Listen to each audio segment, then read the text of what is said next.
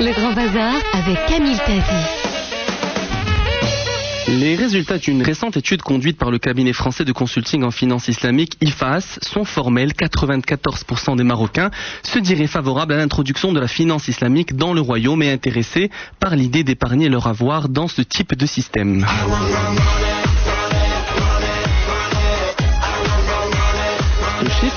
Ce chiffre reflète, selon l'IFAS, le potentiel d'épargne qui échappe totalement au circuit bancaire traditionnel, souvent pour des raisons de conviction éthique et religieuse. Mais encore, faut-il réunir certaines conditions pour faire de la finance islamique un succès. Premièrement, établir un champ juridique en veillant à ce que le cadre législatif en cours de préparation soit rigoureux et sans ambiguïté. Deuxièmement, réviser le cadre fiscal actuel pour rendre les produits plus compétitifs en termes de prix. Troisièmement, combler la carence criante en termes de connaissances sur le sujet en proposant des formations et des diplômes encore quasi inexistants au Maroc. Enfin, proposer des produits viables, diversifiés et répondant aux attentes de la demande solvable. Et pour cause, l'enjeu est de taille. La finance islamique représente un véritable manque à gagner avec une potentielle amélioration de notre taux de bancarisation, mais aussi de notre taux de croissance, sachant également que les fonds en circulation dans le monde dépassent aujourd'hui les 1100 milliards de dollars pour la finance islamique.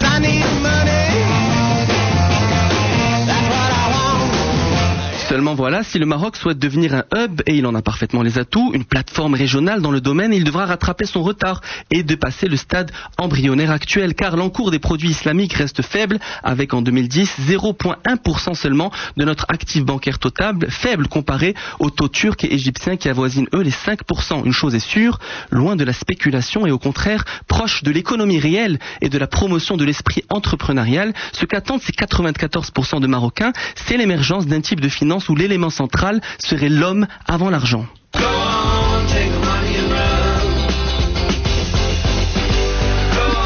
Une finance islamique qui aurait une vision claire, crédible et durable et qui serait en cohabitation, voire en synergie avec la finance conventionnelle pour satisfaire les attentes de chacun, loin, très loin des clichés et des raccourcis de ces détracteurs qui s'aventurent à affirmer, sans aucune connaissance crédible en la matière, que la finance islamique se résumerait à des produits déguisés et à une simple campagne de communication et de marketing.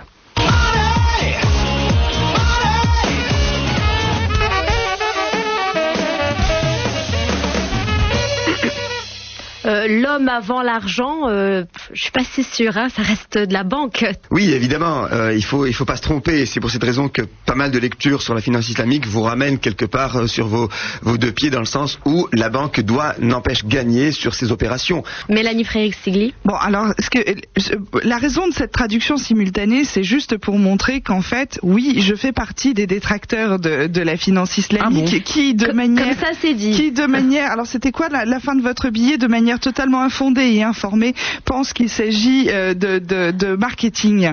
Ben oui, parce que effectivement, c'est du marketing. Quand vous dites, non, on va pas vous prêter de l'argent avec un taux d'intérêt pour acheter votre maison, ce qu'on va faire, c'est que la banque islamique va acheter la maison et puis après, elle va vous la revendre plus cher. Ça revient au même, kiff. Alors cette hypocrisie-là, ce marketing-là, on le connaissait déjà il y a des siècles dans la finance chrétienne, ça revient au même. Camille Tazi. Alors j'ai écouté avec grande attention ce qu'il disait autour de cette table. Et je pense que résumer finalement les produits islamiques à des produits détournés, déguisés, c'est un raccourci et c'est analyser d'une manière très superficielle le problème. Parce que si certains produits, et je vous l'accorde, se rapprochent en théorie d'une manière superficielle des taux d'intérêt, on parlera juste de plus de value et pas de taux d'intérêt. Mais la finance islamique, c'est tout un état d'esprit et ça on l'oublie, avec une ligne directrice précise. Et je voudrais revenir juste sur certains fondamentaux, loin des spéculations. Ça c'est important de le dire. Non mais de manière claire, quel produit je vous ai laissé finir. J'aimerais bien finir. Je vais vous donner des exemples, mais si vous me laissez finir, je le ferai. On s'adosse à des actifs clairs. Moucharaka, c'est quoi? Et je réponds à votre question. Ce sont deux partenaires qui apportent des fonds à des degrés variables, mais il y a seulement l'un d'entre eux qui dispose de la charge de la gestion du projet. Partant de là, la finance islamique est un compartiment de la finance mondiale et pour faire plaisir aux consommateurs. Pourquoi vous voulez satisfaire qu'une partie des consommateurs? Que faites-vous des 94% du marketing, c'est bien des Marocains? Par exemple, quand vous voyez que la finance conventionnelle, elle, a été menée à ses excès. Elle a connu justement le modèle de spéculation et d'endettement, a montré ses limites avec la crise de 2008 et que ce modèle de finance islamique a montré sa relative résistance aux crises financières et ajouté à ça le fait qu'elle s'éloigne de ce gain à court terme, de ces modélisations. Non, ça, c'est et du le discours. fait D'accord. C'est de discours que de dire qu'on de la finance conventionnelle, on vend à découvert, et le fait de vendre ce que l'on n'est pas certain de produire, c'est une partie inhérente de la finance conventionnelle. C'est un discours que de dire ça. Attendez, ce que qui les est banques du discours, conventionnelles c'est de sont dire suffisamment liquides. Non, c'est du discours dans la mesure où vous m'avez pas cité un seul produit qui s'éloigne du. Je viens de vous en donner un. Non, bah non. La musharaka est un produit. C'est comme la mudaraba, simplement il y a une seule personne qui gère au final l'argent. C'est-à-dire que vous avez quelqu'un qui investit dans une entreprise qui fournit des fonds parce qu'il se dit que c'est un bon investissement. Je réitère, ça s'appelle un investisseur. Avec des principes clés qui répondent à l'éthique des gens, et vous n'allez pas les nier. Justement, Camille, vous avez beaucoup insisté. Le problème du principe, c'est que c'est abstrait.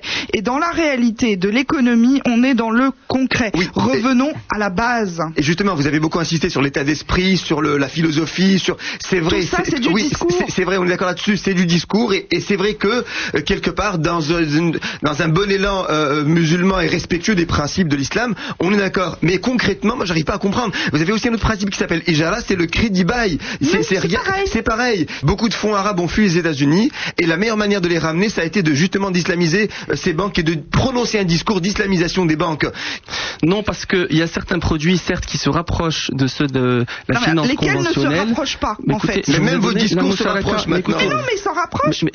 Votre discours se rapproche de la banque classique. C'est pas en parlant beaucoup que vous aurez raison. Mais non, mais c'est en parlant bien. En me laissant répondre, peut-être. Oui, mais parlant bien, c'est ce que je fais depuis une heure. La réponse de Camille Saizy, s'il vous plaît. Merci. Je suis en train de donner des principes clés qui sont différents, et si vous m'écoutiez, vous sauriez que ces principes sont très différents de la finance conventionnelle.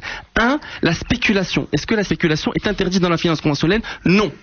Là où je suis pas en ayant le monopole de la parole, vous aurez le monopole de l'idée. Là où je suis pas d'accord. On peut pas non plus investir dans l'alcool et le porc quand on fait de la finance islamique. Le sujet, c'est dans le cliché le plus total, mes amis. Je pense que les 94% ont besoin d'acheter une maison, une voiture, des biens d'équipement, d'accord? Donc c'est là où va se diriger leur demande essentiellement, et non pas vers la spéculation. La consommation est une part de la finance islamique, mais la finance islamique ne se résume pas à la consommation, elle s'étend à l'investissement. Ce qui est important, on est en train de parler de banques également traditionnelles qui vendent à découvert. Le fait de vendre ce qu'on n'est pas certain de produire sans garantie, de créer de la monnaie à partir de rien, comme c'est le cas dans la banque usuraire, et d'acheter des produits pour revendre quelques minutes plus tard, d'acheter des produits à un certain temps et le revendre à quelques minutes plus tard, ça fait partie de la banque conventionnelle. Ça c'est vrai, mais ça ne rend pas les produits de la finance islamique s'éloigne de ce point-là. Merci Camille Saizy. Ça n'a rien à voir. Merci Mélanie. C'est la prise de risque. Absolument pas. Merci.